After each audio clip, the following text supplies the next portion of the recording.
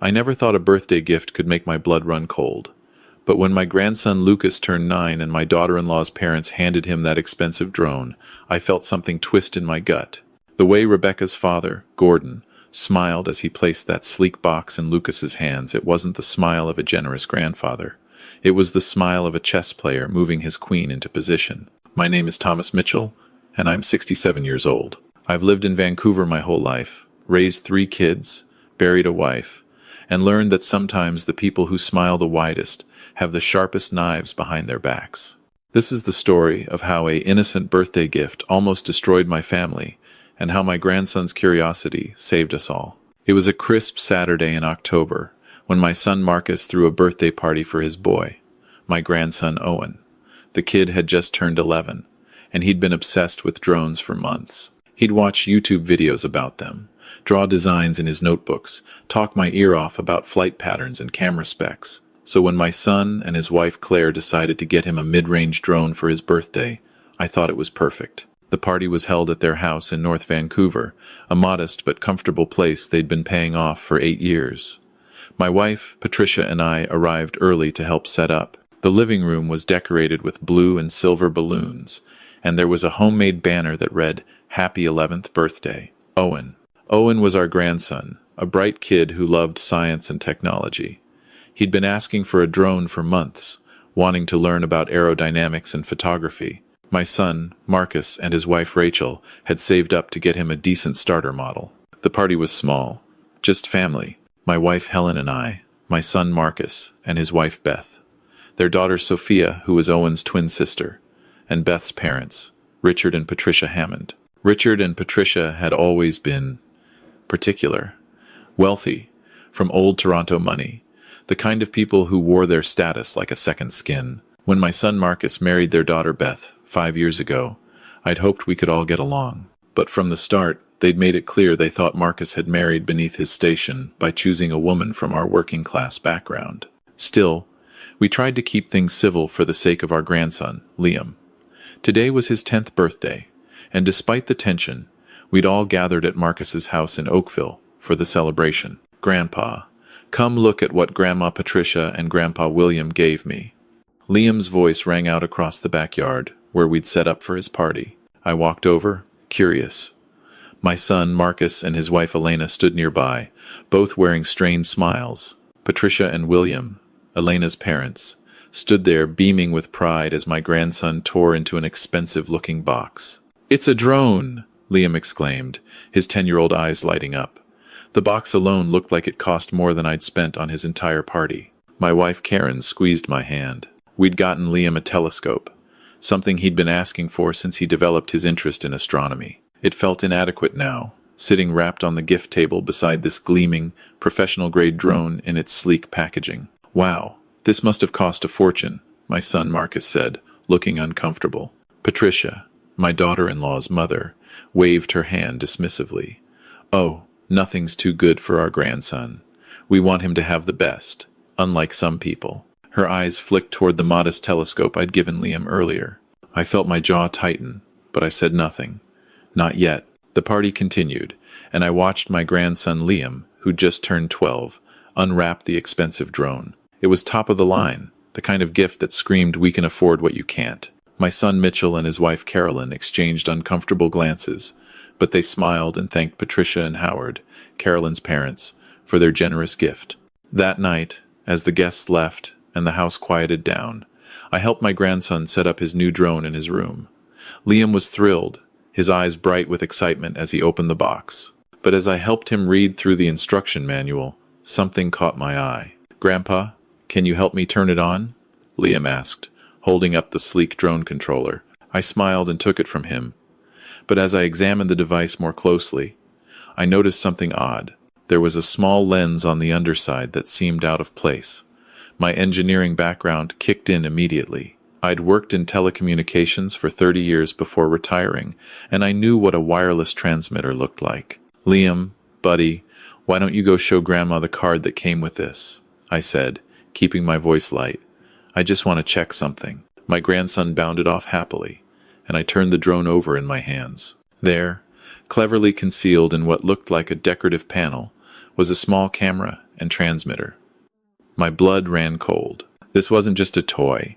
This was surveillance equipment. My son's in-laws, Patricia and Gerald Chen, had given my 8-year-old grandson a spy drone for his birthday. And from the blinking light I could see on the circuit board, it was already transmitting. I felt my face go pale as the implications hit me. This wasn't just about watching a child play with a toy. Let me back up and explain how we got here. My name is Robert, and I'm a 63-year-old retired police officer from Vancouver. After 30 years on the force, I thought I'd seen every kind of manipulation and deceit. I was wrong. The most insidious plot I'd ever encounter wouldn't come from criminals on the street, but from within my own extended family. My son, Marcus, had been married to Linda for 12 years.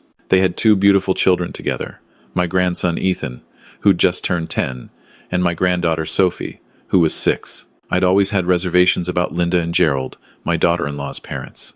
They were the type of people who smiled to your face while measuring you for a casket. Wealthy, connected, and used to getting their way. The trouble started about a year after my son Marcus married their daughter, Rebecca. I noticed the subtle digs, the backhanded compliments, the way they'd undermine his parenting decisions while pretending to be helpful. My late wife Catherine would have spotted it immediately, but she'd passed 2 years before Marcus met Rebecca. I'd promised her I'd look after our son and his family. I intended to keep that promise. The real problems began after my daughter-in-law Rebecca filed for divorce. Marcus, my son, was devastated. They'd been married for 12 years, and while I knew things hadn't been perfect, I never imagined it would end. Rebecca, my ex-daughter-in-law, had been increasingly distant, spending more time with her parents, Helen and Stuart, than with her own family. The custody arrangement was 50-50. Every other week, my grandson Oliver would stay with his mother, and the alternate weeks with my son Marcus at our family home in Burlington, Ontario. I'd moved in with Marcus after my wife passed 3 years ago. It just made sense. He needed help with 10-year-old Oliver, and I needed purpose after losing my Margaret.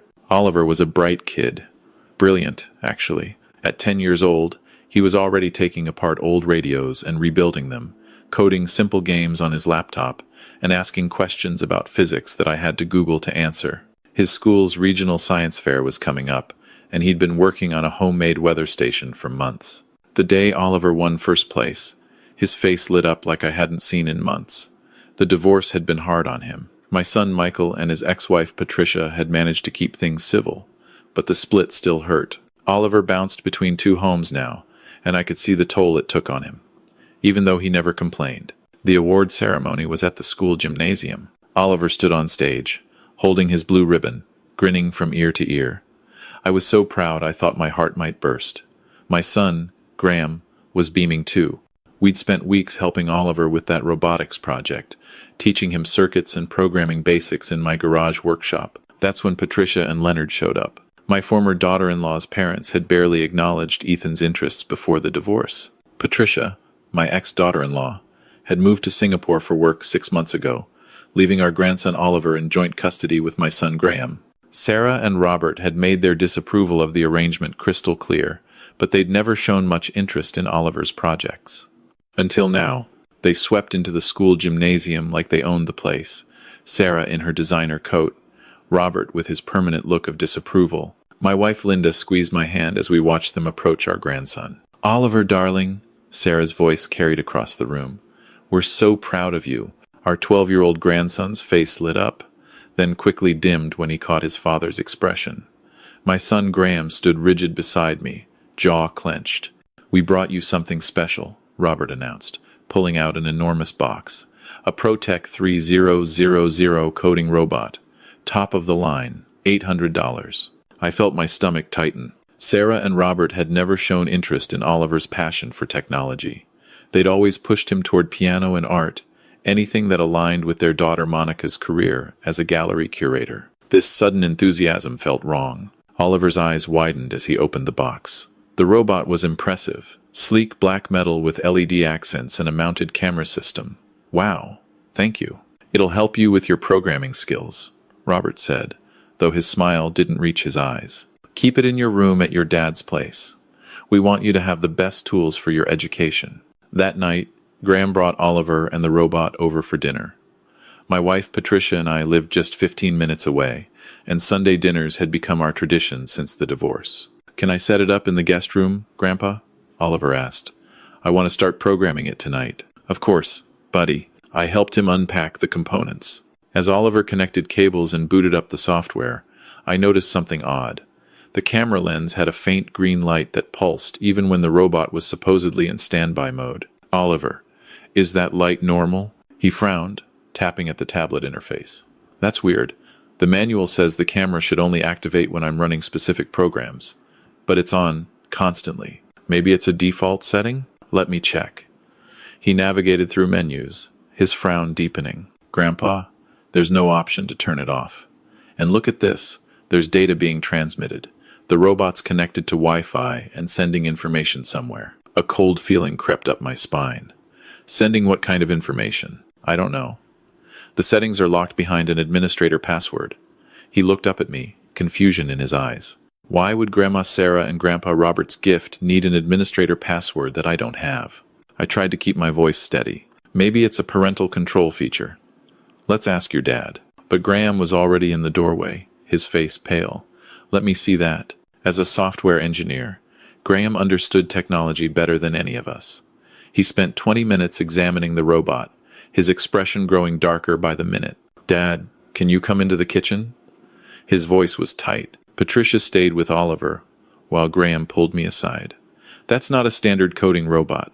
Someone's modified it. The camera is live streaming to an external server, and there's an audio recording device hidden in the base. This thing is surveillance equipment disguised as a toy." My blood ran cold. "Are you saying Sarah and Robert are spying on Oliver? And on me? And on anything that happens in my home?" He ran his hands through his hair. "They've been collecting evidence, Dad. Building a case." "A case for what?" "Custody. What else?" "Monica's been dropping hints about moving back to Canada, about how Oliver would be better off with stable grandparents nearby, instead of a struggling single father." I thought about the past 6 months since the divorce. Sarah and Robert had become increasingly critical of Graham's parenting. Comments about his long work hours, his small apartment, his lack of domestic skills. At the time, I dismissed it as typical in-law friction. Now I saw it for what it was, a campaign. "We need to document this," I said. "Don't touch the robot. We need evidence that it came from them configured this way." Graham nodded slowly. "I'll call my lawyer first thing Monday." "And Oliver?" "We tell him his grandparents gave him a broken toy, and we're returning it. He doesn't need to know the rest. Not yet." That night, I couldn't sleep. Patricia found me at 2 a.m, sitting in my study. "You're thinking about what they did," she said softly. "I'm thinking about what they were planning to do. That robot was supposed to stay at Graham's place, in Oliver's room. How many private conversations would it have recorded? How many moments could they have taken out of context to make Graham look bad?" Patricia sat beside me. "Sarah called me last week, asked if I was worried about Oliver's well-being, said she'd noticed he seemed withdrawn lately. I thought she was just being an overprotective grandmother. She was laying groundwork. If this goes to court, she'd testify that even we were concerned. But we're not. She was going to say we were. I felt anger building, hot and righteous. They were going to use everyone. Oliver, us, Graham's colleagues, all to build a narrative. Monday morning, Graham took the robot to a digital forensics specialist. The report came back Wednesday, and it was worse than we'd thought. The robot had been recording since the moment it was unboxed. 72 hours of audio and video, all uploaded to a cloud server, registered to a private investigation firm. The same firm, Graham's lawyer discovered, that Sarah and Robert had hired 3 weeks earlier. But there was more. The forensics expert found email logs in the robot's system. Sarah and Robert had been corresponding with the PI for months, since before they'd even purchased the robot. They'd been planning this surveillance operation carefully, timing it to coincide with Monica's return to Toronto. They were going to file for grandparent custody, Graham's lawyer, Michael Chen, explained at an emergency meeting. In Ontario, grandparents can petition for access or even primary care if they can prove the parents are unfit. They were building evidence of neglect, unsafe living conditions, anything they could manufacture. "But Graham's a great father," Patricia protested. "I know. But imagine the footage they could edit together. Oliver eating cereal for dinner one night because Graham worked late. Neglect. Oliver watching TV past bedtime? Poor supervision. Graham having a beer while watching hockey? Substance abuse concerns. Context is everything, and they controlled the context. Michael spread out printed emails across the conference table. They also planned to record conversations between Oliver and Graham. Listen for Oliver complaining about being bored, missing his mother, wishing he had more friends. Normal childhood feelings, but presented in court as evidence of emotional distress. I felt sick. What can we do? What they did is illegal. Recording someone in their private residence without consent violates federal privacy laws. The evidence would be inadmissible, and filing false reports with social services is a criminal offense. Michael leaned forward. But here's what I recommend. We go to them first. What? Graham looked shocked. We confront them with what we know.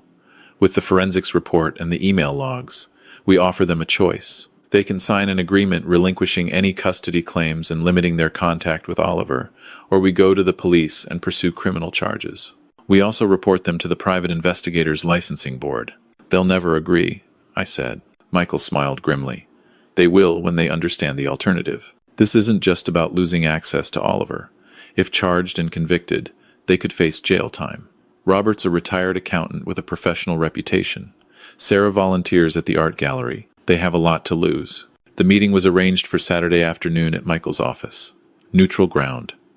Sarah and Robert arrived, dressed immaculately, confident. That confidence evaporated when Michael presented the forensics report. You had no right to examine our gift, Sarah said, but her voice wavered. Your gift was surveillance equipment installed in my client's home without his knowledge or consent, Michael replied calmly. That's illegal wiretapping. Federal offense. 3 to 5 years imprisonment. Robert's face went red. We were protecting our grandson. Graham is an unfit father. He works too much. The boy is always alone. Oliver is 12, not a toddler, Graham said quietly. He's responsible enough to be alone for a few hours after school, and I'm home by 6 every night. You feed him junk food. I feed him balanced meals, which you'd know if you'd ever actually asked instead of spying. Sarah's composure cracked. Monica should have custody. She's his mother. Monica lives in London, I interjected. She chose her career over daily parenting. That was her right, and Graham has done an excellent job as primary parent. You would say that. You're his father, and you're trying to take his son away using evidence you obtained illegally. I kept my voice level, though anger burned in my chest. You planted surveillance equipment in a child's toy. Do you understand how violating that is? How betrayed Oliver would feel if he knew. For the first time, Sarah looked uncertain. We wouldn't have to use all the recordings in court, just enough to show. Show what? That Graham is a normal, loving father raising a well-adjusted son. Patricia spoke up, her voice sharp. Or were you planning to edit and manipulate the footage to create a false narrative? Michael interrupted. Here's what's going to happen. You're going to sign this agreement. It states that you relinquish any claims to custody or guardianship of Oliver. Your visitation will be supervised and limited to once per month, for 4 hours, at a neutral location. You will have no contact with Oliver outside these visits unless Graham explicitly approves. You will cease all investigations and delete all recorded material. You will not disparage Graham to Oliver or anyone else. And if we refuse? Robert demanded. Then I file criminal complaints this afternoon. The Crown Attorney has already reviewed the evidence and is prepared to prosecute. You'll be arrested, likely before dinner. The media will have the story by Monday. Prominent Toronto couple caught using spy equipment on grandson. It'll be quite the headline. The silence stretched. Sarah's hands trembled as she reached for the pen. You're making a mistake, she whispered. We only wanted what's best for Oliver. No, Graham said firmly. You wanted what's best for you. You wanted control.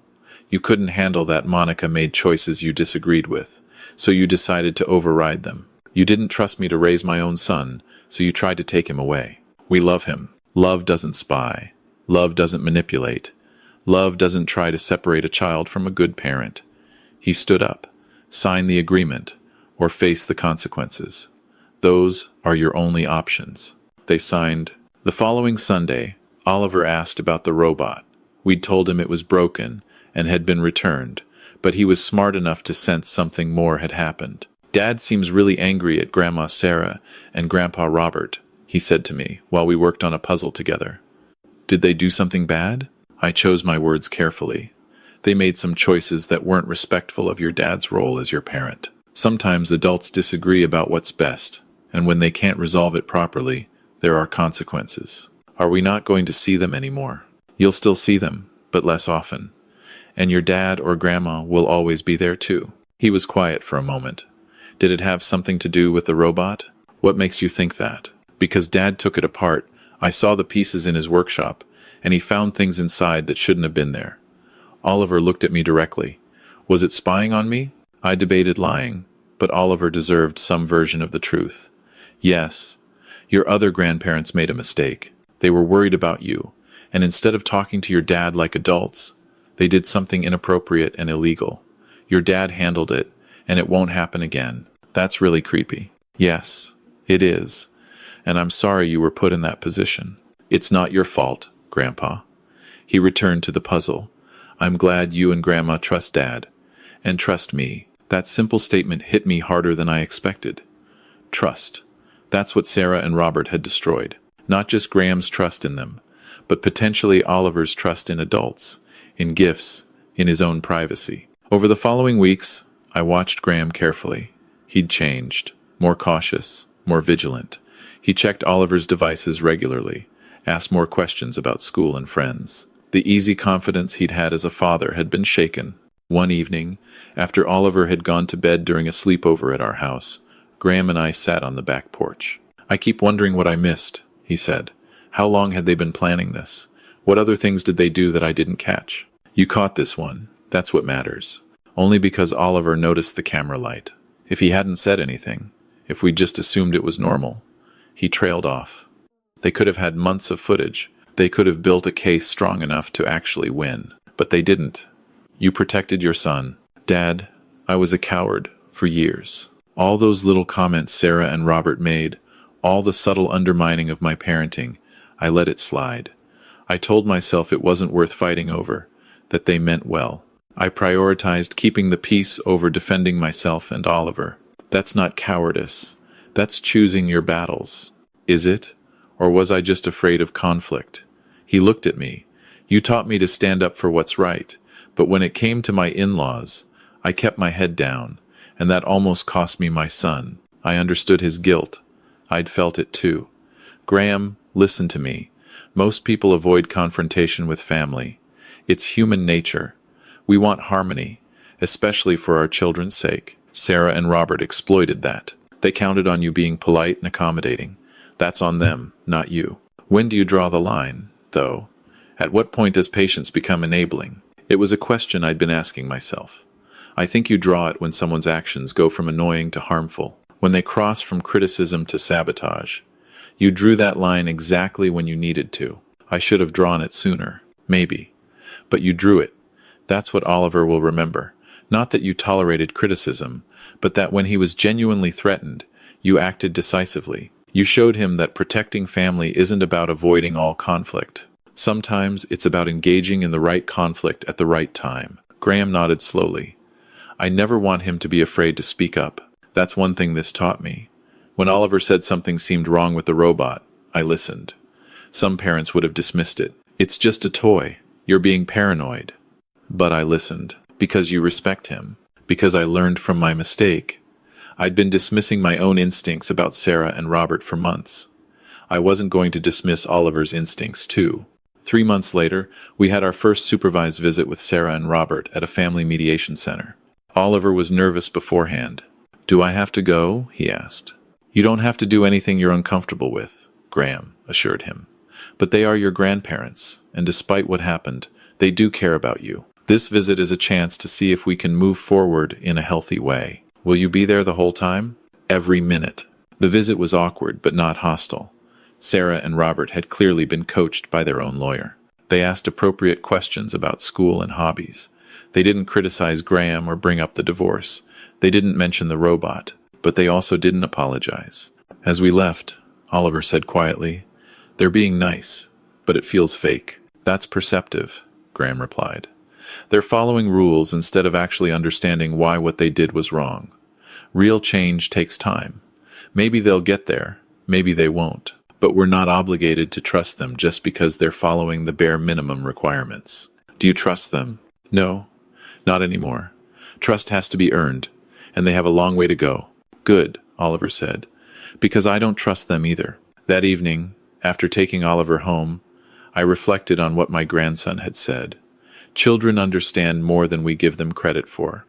Oliver knew the difference between compliance and genuine remorse. He knew that following rules wasn't the same as respect. 6 months after the incident, Monica returned to Toronto for a visit. She met with Graham privately, and he told me later that she'd been horrified by what her parents had done. She had no idea, Graham said.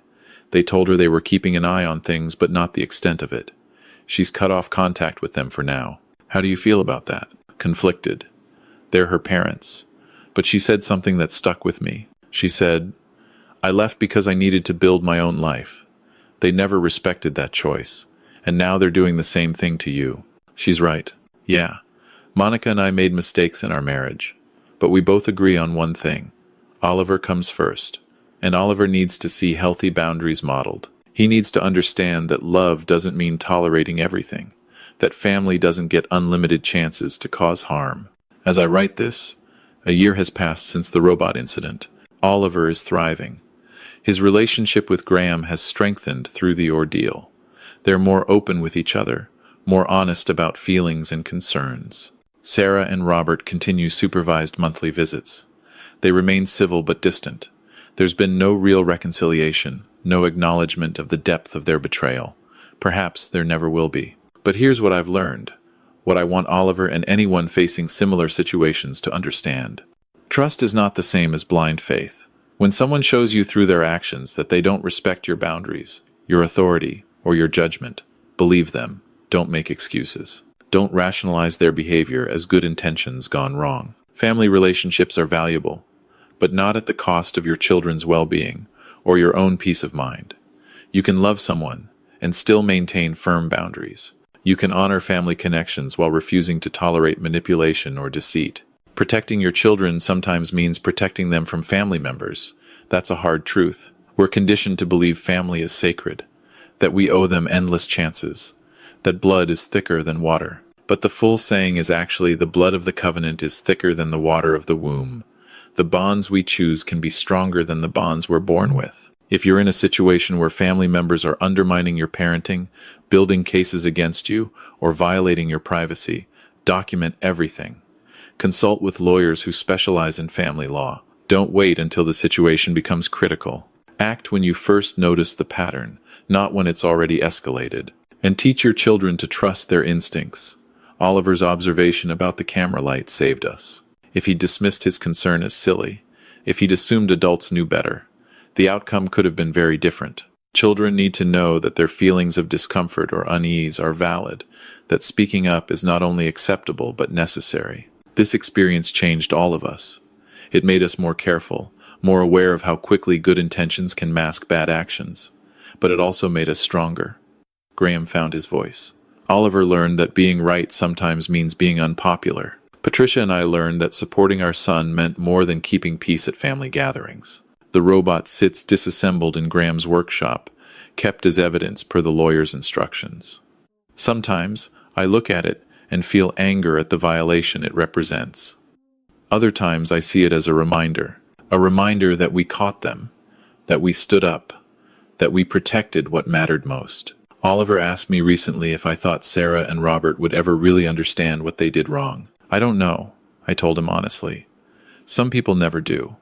They'll always believe their motives justified their actions. But that's not your responsibility to fix. Your responsibility is to yourself, to be honest, to maintain your boundaries, and to surround yourself with people who respect you. Like you and Dad, like us. Like your mom, your friends, your teachers. People who see you as a person with thoughts and feelings, not as a possession to be controlled or a problem to be solved. He nodded, satisfied with that answer, and I realized that was perhaps the greatest victory of all. Not that we'd stopped Sarah and Robert's plan, but that Oliver had learned the lesson. He'd learned what healthy relationships look like. He'd learned that he deserves respect. He'd learned to speak up when something feels wrong. Those lessons will serve him far better than any $800 robot ever could. If there's one thing I want readers to take from this story, It's this. You are not obligated to maintain relationships that harm you or your children, regardless of how society defines those relationships. Family is important, but not all family is safe. Some family members need boundaries. Some need distance. Some need to be cut off entirely. That's not cruel. That's not holding grudges. That's protecting yourself and those who depend on you. It's choosing health over tradition, safety over obligation, peace over false harmony. And it's teaching the next generation that they deserve better than what we sometimes tolerated. They deserve honesty, respect, and genuine love. Not surveillance, not manipulation, not control disguised as concern. Oliver knows that now. And because he knows it, he'll never accept less. That's what I call a real victory.